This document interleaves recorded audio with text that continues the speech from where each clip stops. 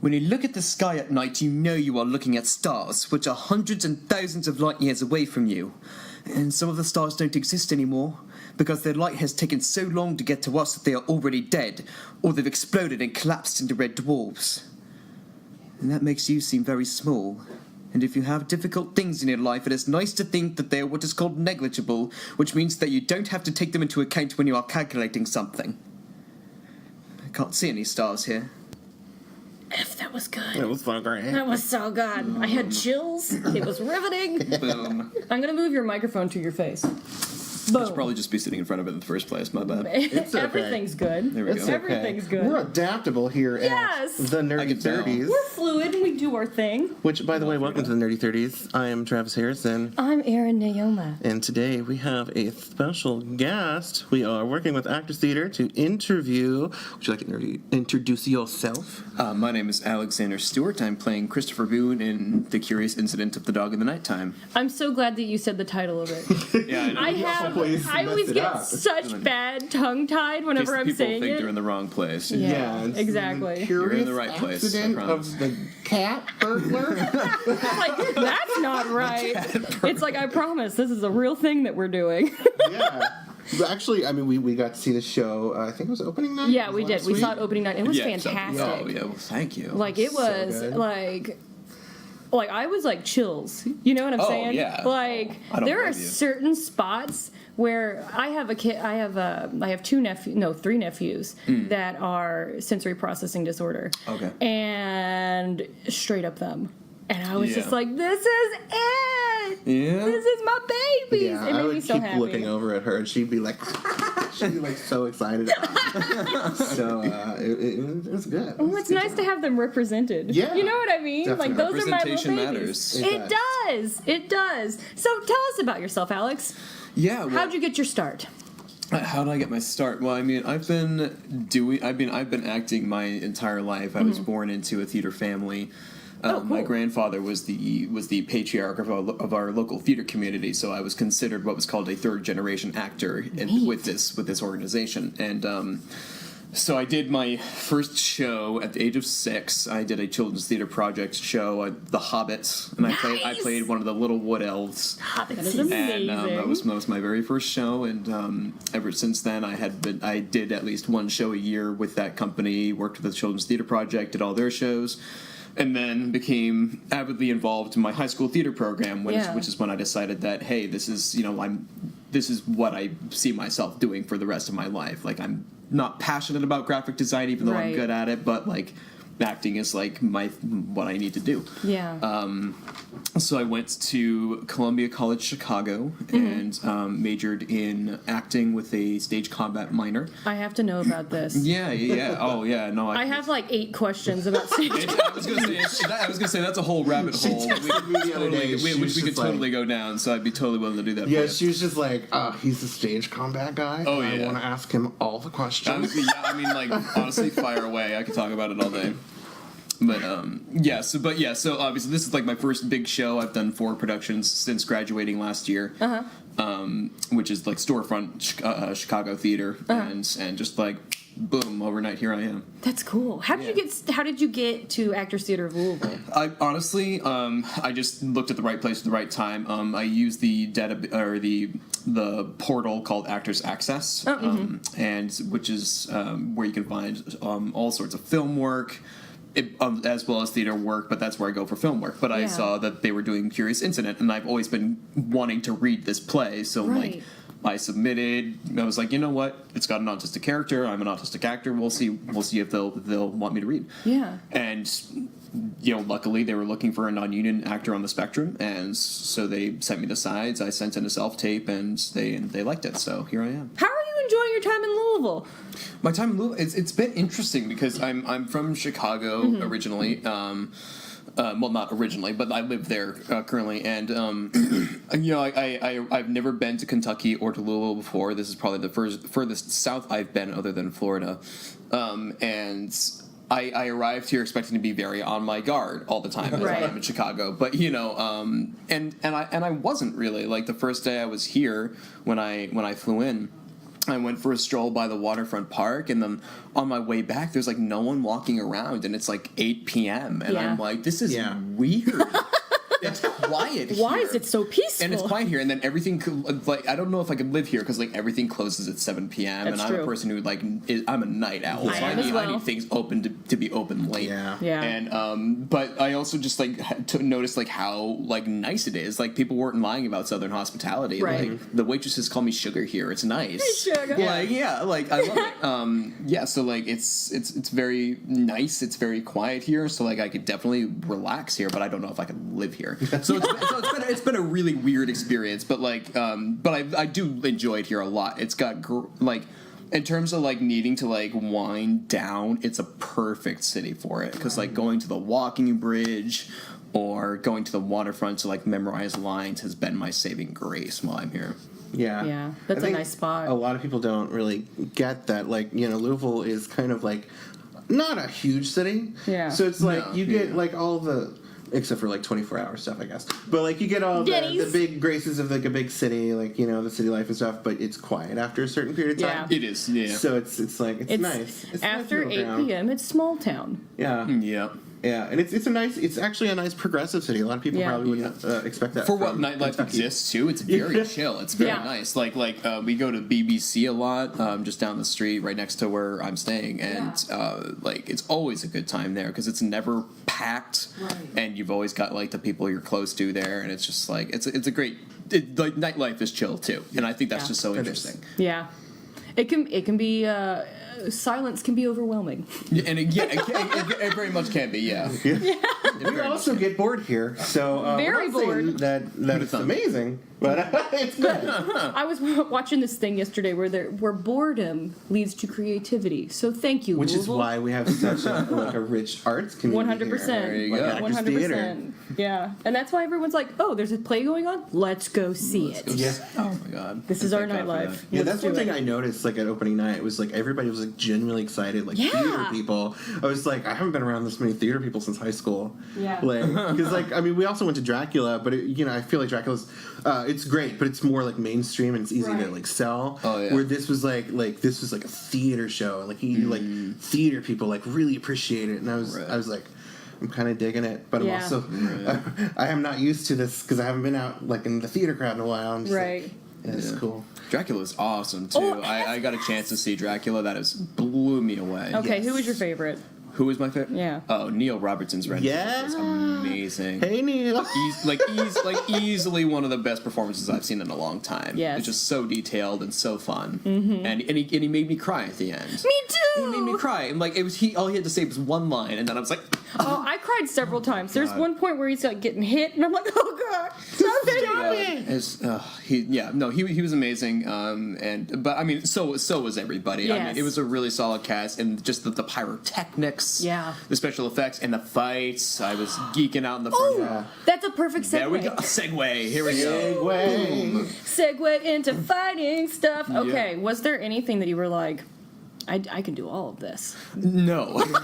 There are plenty of things where it's like that is far beyond what I can do. I could probably learn to do everything that's in the show, but like there was this one takedown that her name is Angelica, where she did this takedown where she like did a Black Widow thing. She like wrapped around this guy's shoulders and then threw him to the ground, and I was like, oh, I can't do that. Like I definitely can't do that. That'd take some time. But yeah, no, the violence in the show is amazing, and I knew it'd be brought because Drew Fraser, the director, he's a fight guy himself. Right. He's actually very good friends with my mentor from back in college. Oh. And so like I was expecting some like real like movie grade violence, and we got it. Oh, We had absolutely. so much blood. So much just stunts out of nowhere, and then of course we had the things exploding on stage and people disappearing out of gosh. nowhere, and like that's what I want. Their use Exactly. of misdirection in that show So good. is Amazing. amazing. Like there were times when like they would literally be in front of us and how did he get there?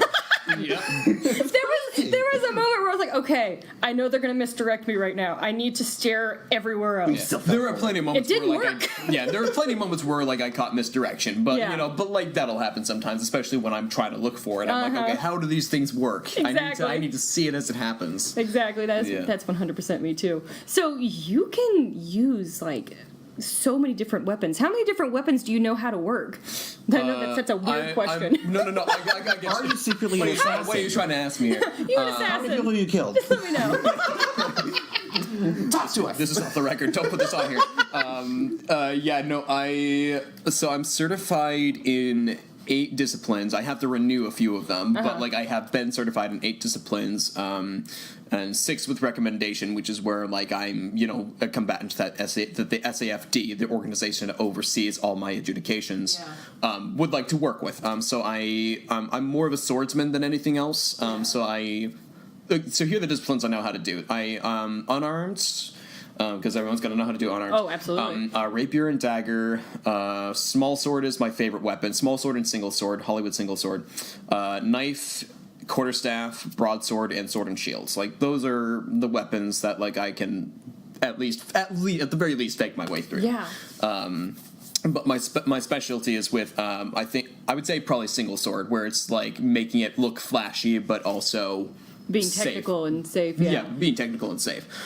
So the things you kind of see in Princess Bride, Pirates of the Caribbean, like that's the kind of stuff that I love, where it's big and it's wild and doesn't make any technical sense if you were to actually try and fight someone with a sword in person. But it just looks awesome. More for show. It's all for show. It's all and so like I enjoy swordsmanship that is also showmanship.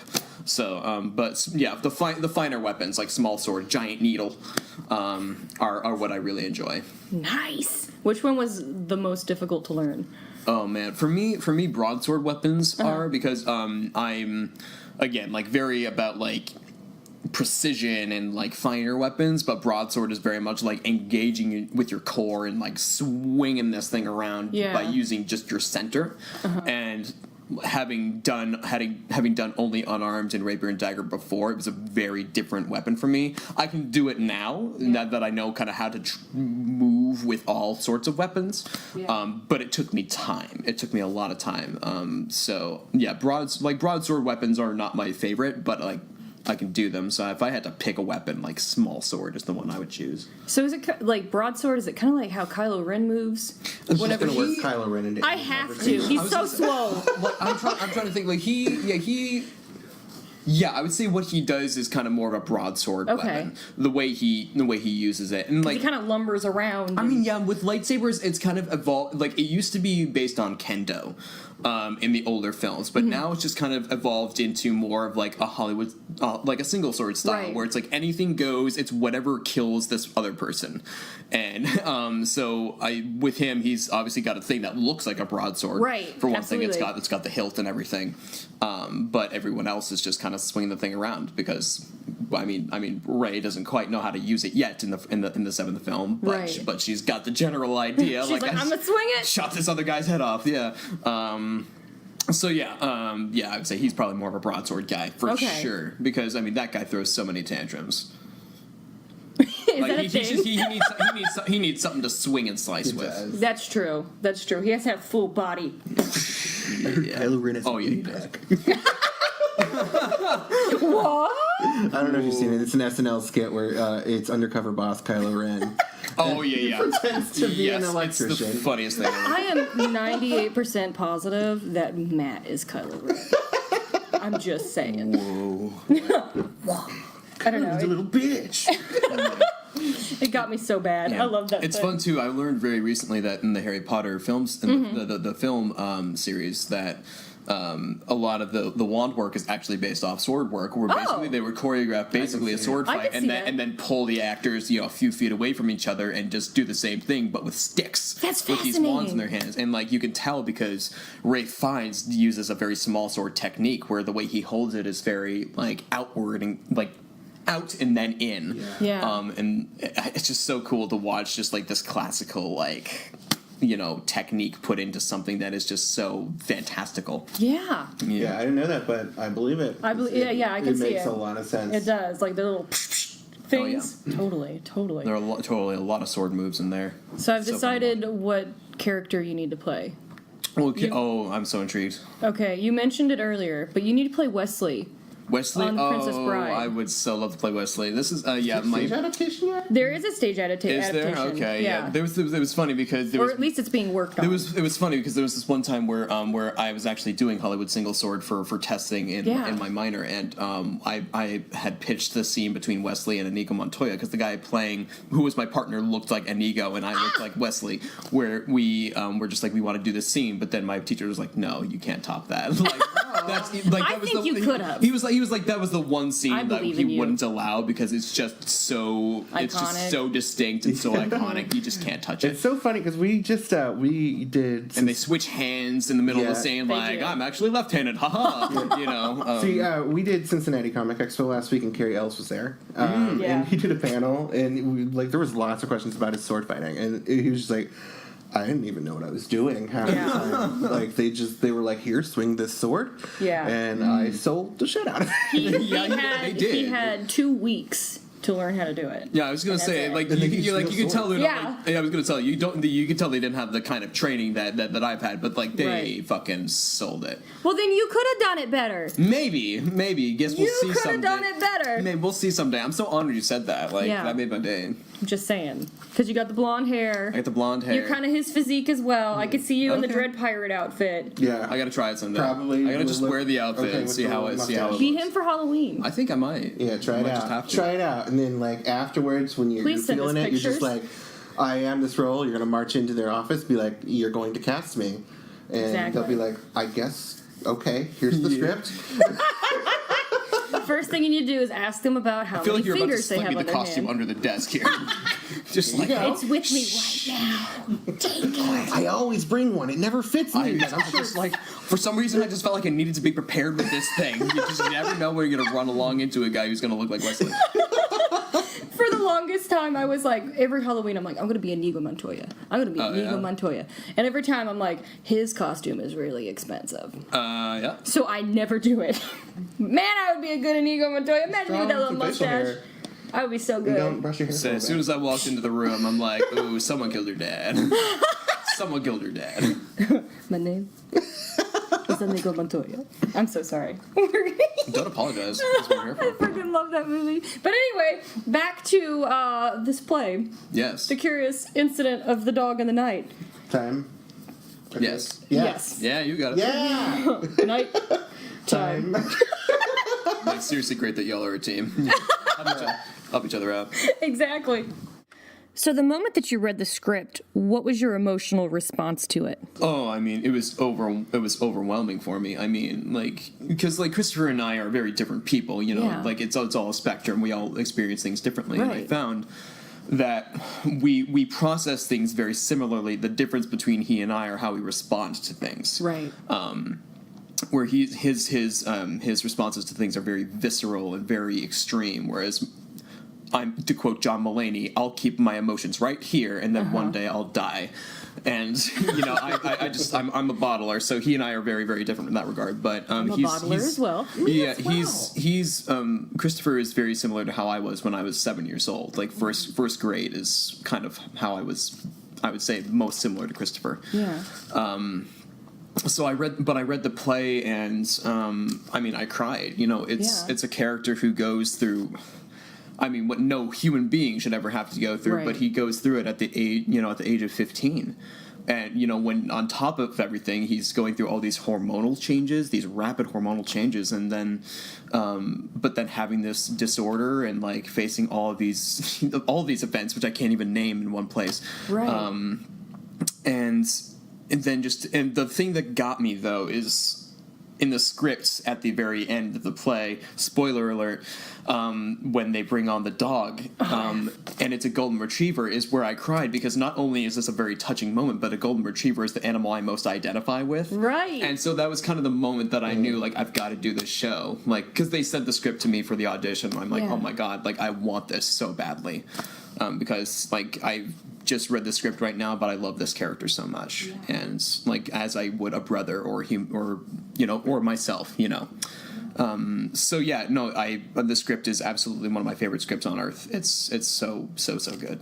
Yeah. So what do you think it is that is about Christopher that really makes people gravitate towards him? Because everybody that I talked to after the show was like amazed at Christopher and his he had just such like a zest for life. Yeah, and I think. Excuse me, allergies. I think, it's his allergies. No, I think a lot of people, I think, of note is definitely his intelligence, but I would say the thing that's most striking for me is his honesty, because it's one thing that I think differentiates, Christopher from, more neurotypical people is that, he just can't tell lies. Honesty is just part of his nature, and I think that's very refreshing. Which is not a bad thing. Which is not a bad thing always, no. But I think it's very refreshing for audiences to see it get him somewhere. Right. That being honest, while other people looked at him like he has three heads, that just him being who he is and just expressing honestly what he wants and actually going to get it got him absolutely everywhere. And I think that's just very important for audiences to see. And I think audiences really ate that up. Right. So I think for me, I'd say honesty is probably his most striking quality. I agree with that. I do. Because that's the thing that I always love about my nephews is they'll tell you exactly how it is. And if they don't like you, they're like, It's almost relaxing to me because I'm always worried, like, does this person like me? Yeah, I know. And so just like tell me. Yeah, and he doesn't waste anyone's time, and and that's the thing. It's like I always find that he always has an answer for something, and when he doesn't have an answer for something, he says, "I don't know." Exactly, which is just, and he doesn't bullcrap and he doesn't bullshit about that either. Yeah, no, it's all he wears his heart in his sleeve, and I think that's just so refreshing. I think it is too. I agree with you so much. So, what is it that makes this play so unique from any other play that you've ever been in? Oh, I mean, well, I would say, and typically when it comes to the production of the play, I think it's a spectacle unlike any other show that you'll see. Oh, absolutely. And that's the thing, is like you'll see a lot of shows that are spectacles in their own way, but it's just the utilization of design aspects to tell an expressive story about how he experiences things, like actually, like physically experiences things, how he processes sound, how he processes sight, like lights and all of that, and just kind of give an audience a little glimpse at the at sensory overload. I think is just so smart. That it's not designed just for the sake of looking pretty or sounding pretty, that it actually shows an audience what it's like to be someone else, right? Yeah. Albeit expressive and theatrical. It's audiences can at least understand what's going on in his brain, and I think that's what makes it one of the most distinctive spectacle shows that you can possibly see. But of course, you also feel something on the sides, which is always a plus. So I would say that's probably what makes this show so distinct from other productions. Yeah, I definitely agree, because on the surface, we're old theater kids. We did theater in high school. So the script seems like it could just be a straight up straight play Tennessee Williams type thing where you don't need the spectacle. Yeah. But I kind of reminds me of Our Town a little bit. That's what she said. It can be done so many different ways, because I know of productions where they've been very minimalist about it. And by minimalist, I mean wooden blocks. Ooh, and theater kid shows, right? Theater kid experimental shows, and it can be done successfully that way too. But it's if you want the audience to really get the full experience, like I said, it's the lights and sound really just kind of make it what it is. Absolutely, I think that's why it was so special for us to watch, especially because I know I said this to Elizabeth after the show. There were times, because I'm a very anxious person myself, and there were times, especially the whole subway sequence. I was just I am so freaked out, and I hope he gets out of the subway soon. I was feeling the emotions that Christopher was feeling at that point. So I think that's a testament to not only your performance, but also the sound and light design. I was blown away the first time I walked in that space, and for one thing, the set is just incredible. But but there are only so many times where I can actually pay attention to what's going on behind me, because I'm in it for the whole thing. Right. But But every now and then when we were on holds during tech, I would look behind me and be like, oh my God, that's what they're doing with the projections? Yeah. And I was just, like, the one thing I do see every night, because I have to turn and face it, is the space sequence when I experience zero gravity, and I'm just like, this is my escape, is, thoughts about outer space, and then they lift me into the air. And just seeing, like, the globe turning right in on the wall is just so magical, and I'm like, I can't even imagine what it looks like from the audience. It must be just so magical to look at. So cool. It It brings me back to, like, elementary school when you go to the planetarium. Yes, Oh yeah. definitely. That's kind of what I thought of too. It's just it's all around you, and it's just it's so beautiful. I had a rebel without a cause moment. Like, I was like, yep, here we are. Yeah. Here we are. Oh yeah. So every single show, there's so much emotion that comes into playing Christopher. Oh yeah. How do you prepare for it each night? Do you have like a little ritual you do, or? See, honestly, like, it's very hard for me to kind of like have a ritual, because and being a person on the spectrum, like, ritual Right. is what I live for. Exactly, I need yeah. structure and I crave structure, but when it comes to like preparing for a role, honestly, sometimes it just takes diving right into it. Yeah. Because if I think of having a routine, I think I'm just like, it's like you said, it's just too clinical for my taste. And then, Yeah. whereas this is all expressive, if I try and have a structure to it, it can be broken so easily. Yeah.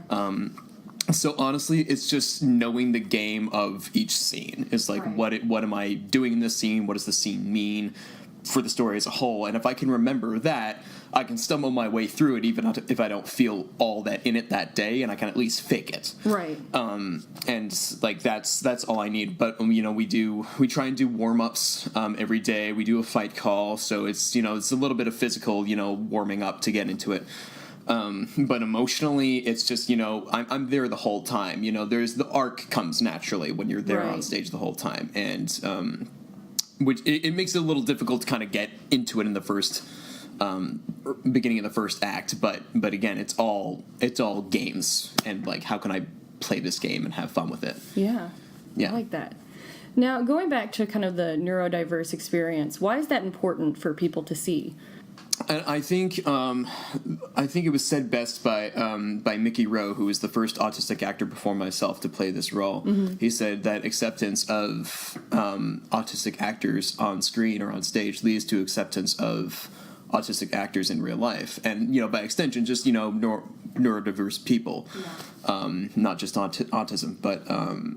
And that's the thing. I think this show in particular, and I think what I've been trying to capture with Christopher is I want people to see an autistic character that they're not quite used to. Like, he has aspects of autistic characters we typically see, but I think what we expect when we hear the word autism is either people who require constant supervision, who have a lot of outbursts, or we expect Rain Man, Right. who is a vessel of information and almost seems a little robotic. And like, Right. while there are certainly people who are like that, and it's not by any means a stretch of the imagination to expect that from some people, it's all a spectrum. There's people wouldn't know this about me, that I'm on the spectrum, until I basically them. said that I was playing an Right. autistic character. Then they were like, oh, that's typically the response I get. But Christopher, I want people to see an emotional, like a very emotional autistic person, that he's not a robot, and it's very Right. easy for with the text. It's very easy to lend itself to that, because he's like, on the page it reads very robotic, Right. but hello motorcycle. but in reading it, I think it's just very stream of consciousness. It's actually very messy, and like he says, I don't tell lies. So I think at any given moment, you should be able to look at Christopher and know exactly what he's thinking or exactly what he's feeling. So I wanted people to kind of see that, like, autism isn't Rain Man, or it's not a special school. It's a whole range of people that you can identify with. Right. And so what I want audiences to go away thinking is that, like, you can be emotionally honest, especially if you're autistic, that, like, if you're yourself, it can get you absolutely anywhere. Absolutely. And that, once, the last line of the show is, does that mean I can do anything? I want the audience to think, yes, you can. Yeah. And I had we had one audience member actually the other day actually say yes at the end of the show, just out loud, just goes yes. That's amazing. And I'm like, that's my goal right there. Is I want audiences to think that, like, especially autistic audiences to think that, like, wow, like, anything is possible if you put your mind to it. Right. Which sounds so cliche, but it's so true. And like that's the point. It's important though, because I think everyone feels like some things are impossible. Yeah. And I think this play gives a little glimmer of hope to everyone watching. Right. So how do you think that's going to resonate with people that are on the spectrum and their families? And their family, yeah. I mean, families again. It just varies so differently between each person. But I think in regard to family, I think this play, like, I think it touches on a part of the human condition that, like, isn't very often talked about, or at least I don't see that, which is having to build trust back up, which is a very difficult thing in anyone's life. But I think to see that depicted on stage really hits hard for a lot of people. Right. To see people mess up so badly. And you want to, reading the page, you want to think that this person's a bad person, but it's it's really not. Like, his parents are not by any means bad people, or even bad parents. They're trying their very hardest. Yeah. They face extraordinary circumstances, and they have to work very. And they say, like, it's going to be a difficult project, but we have to build this trust back up because I love you. Right. Like, you're my family, you're my son, you're my father, and I think it'll kind of remind people that, like, that, I don't know, it's things, I don't know, things like are extremely difficult for these kinds of people, and that, like, that especially with autistic people, like, trust for anybody is difficult to build, from the get-go. Especially when there's such a focus for that character on trust and being honest. And then to build it back up requires a great deal of forgiveness, and I think that's a theme that you don't often think of. Is like, how do we learn to forgive? Right. Or how do we learn to get someone to forgive us? So it's really kind of cool to watch that journey too. Absolutely. Yeah, I think, like, forgiveness as a theme is really hard to talk about these days because everyone's so sensitive. But like, I feel like that's one thing that the show did really well. And kudos to your co-stars. Their names escape me right now. Brian Slayton plays my father, and Jessica Wortham plays my mother. They were so good. And, like, like, there's the whole through line of, well, the mother abandoned him, so, she must be horrible. But, like... Spoiler. He already spoiled, like, a little bit, so... And the spoilers are just kind of the thing. It's okay. It is a spoiler podcast. Yeah, we spoil all the time. We've escaped. But there was a moment where she was talking about, like, going to the beach and, like, having so many dreams beyond her marriage. Right. And, I just got out of a very long relationship, and, like, at that moment, like, she kind of connected eyes with me, like, for a half second in the audience. I was just like, she knows. She knows. This is my soul on stage. Like, that was what I was feeling when I was in my long relationship and I didn't know what was going on. So I was just like, this play has touched me in more ways. It's the whole point is that another theme being that family is work. It's not just those sunshine and daisies. It's absolutely, like, hard work, especially with the circumstances they face. Yeah. The one of the parts that really kept hitting home to me was him touching his fingertips with his family members. Like, they can't touch him any other way other than to, like, pinky swear and I was like, oh, and not even pinky swearing. It's just pointing it out. That was just a little quirk that I brought up with Jessie, who plays my mom. I'm just like, I wondered, like, we can't pinky swear, but like, we say promise a lot in this show. We've got to have a gesture for it. Yeah. And then it kind of became a really cool motif. But just like, that's how he can experience touch and bear it. Yeah. And that's the one thing I noticed in the play too. I'm like, oh man, this is going to be so difficult to, like, have to really, like, react to people coming towards me. That's going to be a real challenge. Yeah. Yeah. Oh, absolutely. Now, one of the parts that also stood out to me is Toby, the little rat. Mm-hmm. What is Toby's significance? I think... I actually really have not thought all about it that much, but, like, Toby he has a lot of rituals, like, and he mentions what they are, that, like, he practices math, he he goes to school and he looks after Toby, and he does he has his own little imagination where he dreams about outer space, and Toby's with him. and Toby's with him. And he has a space helmet in the back and the pack and everything. That got me. So fucking brilliant. But Toby's not just a ritual, but I think it's also a representative of a greater need to I think he does want to care for someone. Wants to care for at least another being, like a dog. Like he very much would love a dog. Yeah. And he can touch them. And because he values animals, I think, above human beings, especially dogs and especially rats, because they don't lie to him. Right. Because animals like him don't see the need to tiptoe around things. Because he says in the book, like at any point you can tell what a dog's thinking because it lets you know. Right. Like it'll bark at you, it'll whimper, it'll sit there and look at you, and he connects with these animals. Right. And a rat is very much the same way, where it needs something and he can give it a schedule and he can have that be a routine. So he finds himself in animals because it's a distraction from the people he's forced to interact with. Me too. Who feel the need to just lie, and then he's like, why?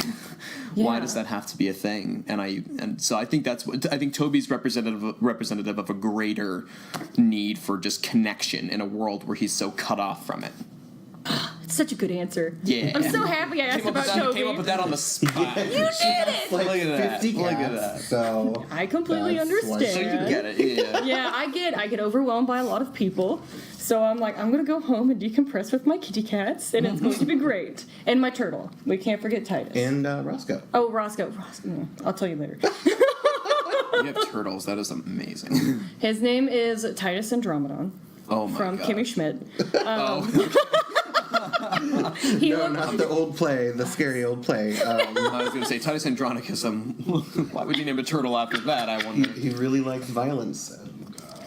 He's a snapping turtle, bites off people's hands and Yeah, tongues. that's what he is. He's a snapping turtle. I have to be careful with my cats. He will eat them. I'm just kidding. He is a Russian tortoise, and he's very sweet. He's super fast. He is really fast. Turtles are fast. Like, You see them in nature. Those things You are know, They're like, "What's up?" you're conditioned from a childhood to be like, the tortoise in my hair. And like, So slow. Like the first time I saw him, like just skittering across the floor, I'm like, he's so fast. Yeah. And what's really cool about him is he'll actually, like, come up to you. Like, you'll put him down on the floor, and he's like, oh, well, you're over there. I'm going to come to you. And he'll crawl over. People don't expect a turtle to want to cuddle with you or want like human connection, but F does he want human connection? And I'm like, come here and be my friend, my darling. That's so cute. Yeah, he's my little sweetie pie. I love him so much. So okay, so you mentioned something in the book, like you said a quote from it. Did you read the book in preparation? I did. It took a very I was such a slow reader, so it took me almost all summer to read it. I'm a slow reader as well. But it was easy for me to follow because there are some nuances that aren't explained in the script that are explained in the book. Nice. And they really help kind of knowing what these moments are, because there Yeah. are plenty of moments like in the train station where I'm like, he said that, but I don't know what that line means. Right. So it kind of like gave you the inside diary scoop. Yeah, exactly. And there were some things where, like, I didn't completely think that, this moment in the book translates well on stage. Yeah. Where it's like, because the script is a different entity than the book. Right. Because there are some things that are cut out, some things that What's are left cut out. out? So you could, yeah. And so it could be all about, what you and the other actor come up with. It could be Right. different. So there are some differences, but when I didn't have answers for something, the book was there for me and it had the answers because That's good. Christopher is awesome. Yeah. So and he lets you know everything. But yeah, no. I read the entire book, and it's it's been a while since I started reading it. But yeah, no, that was pretty much the big part of research that I did on top of researching autism and the community as well. Was there like anything that was in the book that you were like, we should probably put this in there? Because I know that you're saying that you kind of pulled from his perspective from the book, but was there a moment where you're like, we need to adjust a little bit? Right. I mean, there are a couple of things. I think, like in terms of like specific moments, there's the moment between him and Reverend Peters, where he asks Reverend Peters where heaven is, like physically, where's it located? Reverend Peter says, well, it's kind of outside of our realm. It's in a different kind of place altogether. And then Christopher is like, no, the fuck it isn't. But in the book, like, at no point does he like give off that Christopher is being condescending, but like, because he just wants to know. He's telling Reverend Peters what, like, if heaven were to be outside of our universe, we'd have to go through a black hole to know. And so he goes on that whole tangent. But in the book, he doesn't talk down to religion. He says how, like, some people follow Christianity, but he says how just it isn't logical. So I'm like, he's a teenager. I think Christopher should be a little sassy. Oh, absolutely. I think he should have a little sass here and there. So I'm like, you know what? This moment between Reverend Peters, I just need to sass him the fuck out. And then I did, and then it becomes one of my favorite moments in the show. But that's another thing is I think one thing that isn't really shown, at least you might not read it that way in the book, is how sassy he can be. He's a teenager. There are people that he is called stupid, and he thinks he is smarter than some people, and I think that's absolutely something that could be portrayed. And it's not because he's trying to be not trying to be an asshole. He's he just doesn't see why some people have to act smarter than you because they think they have the answers for something that to him makes absolutely no sense. Absolutely no sense. And so I kind of wanted to throw a little sass in there because I thought, for one thing, it's fun. Right. It's fun. It's fun to be a sass character, and that's another thing is that you don't look at with people's expectations of who an autistic person is. They might not think sassy or funny. They might just think someone who just says what's on their mind. Right, and that's what I loved about this show because there was. It's a whodunit, it's a murder mystery, but then you have things that are hilarious, you have things that are dramatic. It's a spectacle. Just everything's there. And Christopher can mean to be funny. He can mean to be silly without it being a result of his misunderstanding of things. He can he can be deliberate about what he's saying. Yeah. And have the actual effects. And that's something I really wanted to play with a lot is not have everything that's funny be by accidents. It could be on purpose sometimes. Right. I loved it. I loved it so much. So Christopher is really into Sherlock Holmes. He is, yeah. Are you perchance into Sherlock Holmes? I enjoy. I've never read any of the novels, and I've only seen a good handful of the movies, and only know so much of the lore. But I can certainly appreciate it. Absolutely. I mean, the Sherlock fandom is intense. By the way, it is. That's why I wanted to bring it up. I've been meaning to watch the BBC series, the Benedict and Martin Freeman. Cumberbatch.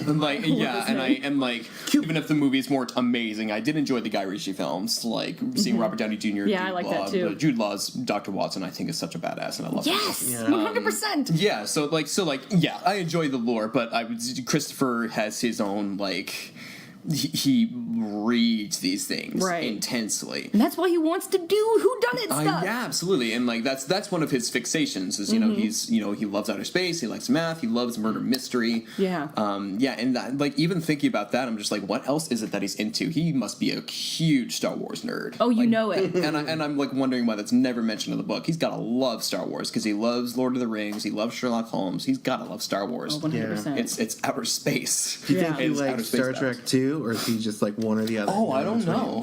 And that's the thing. These are the questions I ask myself all the time. Is he a Trekkie or is he a Star Wars? I feel like he'd be a Trekkie. Okay, I can maybe see. Well, yeah, because Star Trek's all about logic. And stuff. It's about logic, and there's this beautiful language that Klingon that came out of it. Right, and why not both? Yeah.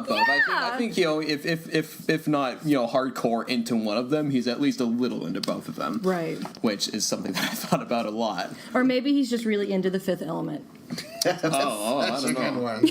I mean, maybe I'll have to. Yeah, I freaking love that. I watched it last night. That's why it popped in my head. It's so good, though. It is so good. Legal multipass. I have seen so many drag queens do the diva dance. It's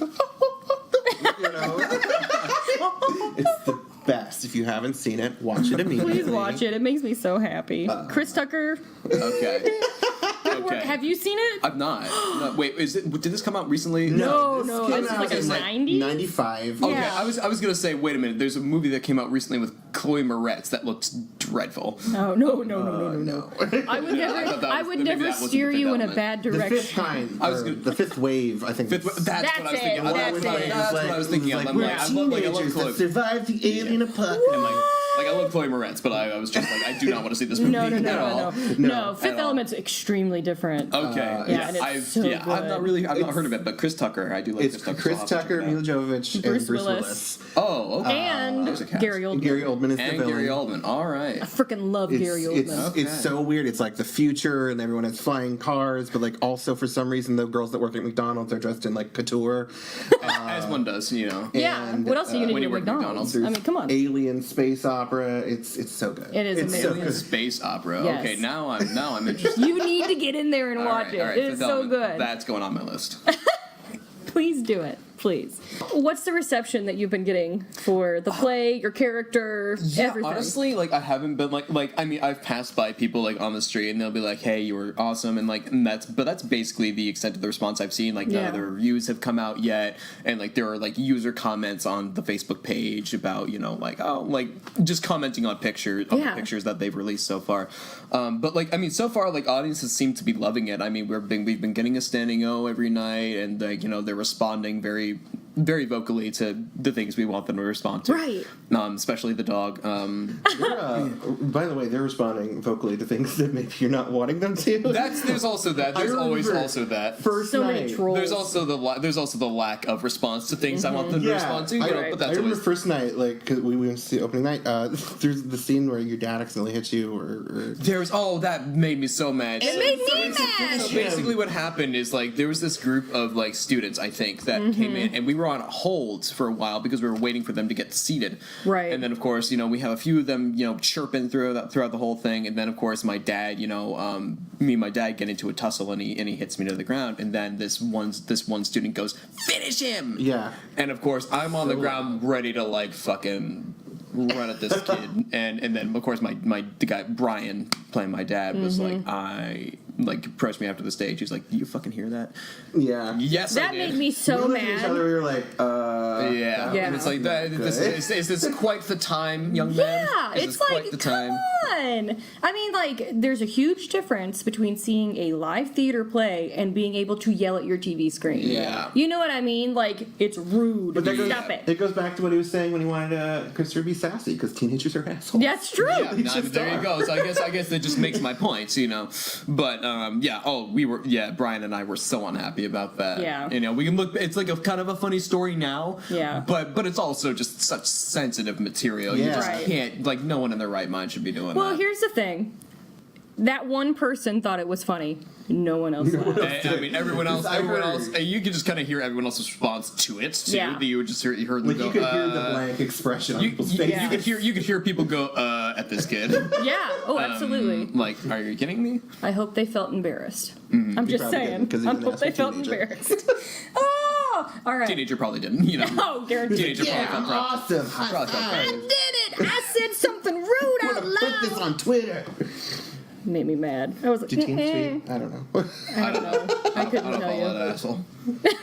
I don't follow that guy. Unfollow quick. So, what are your future plans for acting? Whatever I can get my hands on. Like Princess Bride. Princess Bride, Princess Wesley, Bride. Yeah, I should have said that. Princess Bride. top of the list. Duh. Y'all have helped me out with that one. You're welcome. Thank you. But I mean, yeah, no, it's whatever I can get my hands on. I love theater. Theater is my first love, but like I would probably see myself succeeding more in film and television.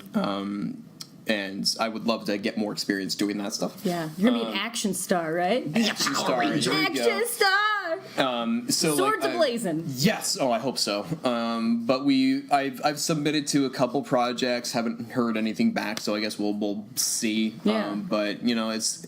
But I'm going back to Chicago, and people know that I'm doing this thing, so hopefully that'll get me seen in more rooms. Yeah. And I wasn't able to. I decided not to go equity with this either. So like, it's gonna be a lot of me trying to get big projects, but not being able to get seen as easily. So Right. it's all a crapshoot at this point. But that's what I was expecting with this career in the first place. You gotta start somewhere. That's the thing. So I'm still playing the chase, which for me is really fun. So I'm really excited to see like how the chase goes from here on in. I think it's gonna go well because you're very talented. Well, thank you very much. Yeah, no, it's gonna be a fun chase from here on in. I think so. I'm pumped to see where it goes. One day he'll be on film and television, and we'll be like, "Hey, we interviewed him like before this happened." You'll be on the remake You'll be of like, The Princess Bride. Back when we were doing Nerdy 30s. Yeah. And now we're the flirty The flirty 40s. 40s. The flirty 40s. We'll invite him back and just flirt with him for no reason. We'll be like, so, How's your career going? how's it being, Twirl it Wesley? like his hair. I'm very sorry. No, don't be. I look forward to that day. Like, When we're just gonna hit on you the whole time. I'll flirt back with you. Like that'll be the.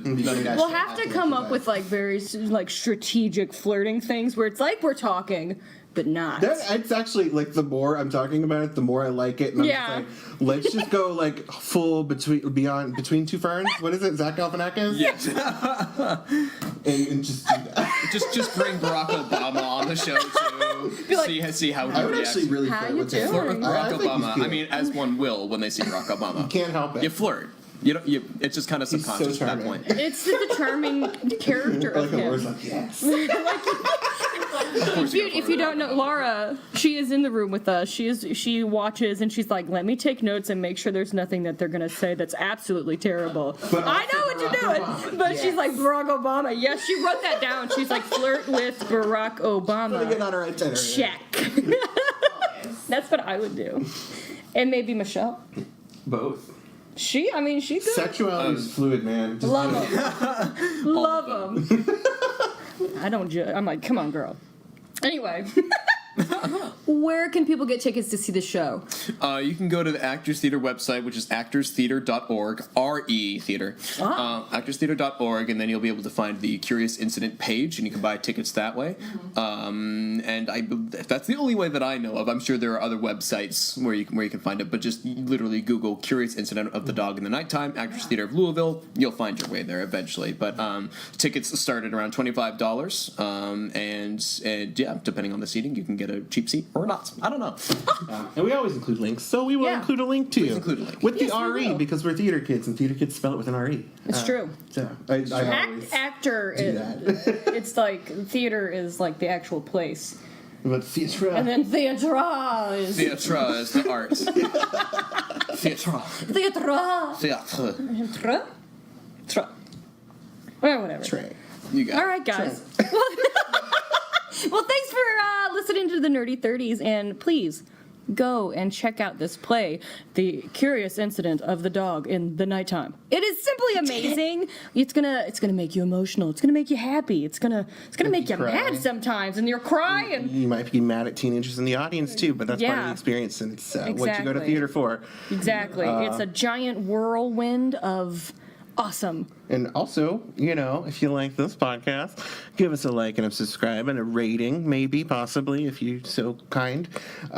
Please, because we thank enjoy you. that. Share this with your friends because we like being Sharing heard. is We're caring. narcissistic sometimes. We're just like, listen to my voice. So, sorry, I got too real. But please like and true, subscribe. though. And also go see this play because it's really good. It's amazing. Go see it. Go see it. Do it! Do it! Go see it.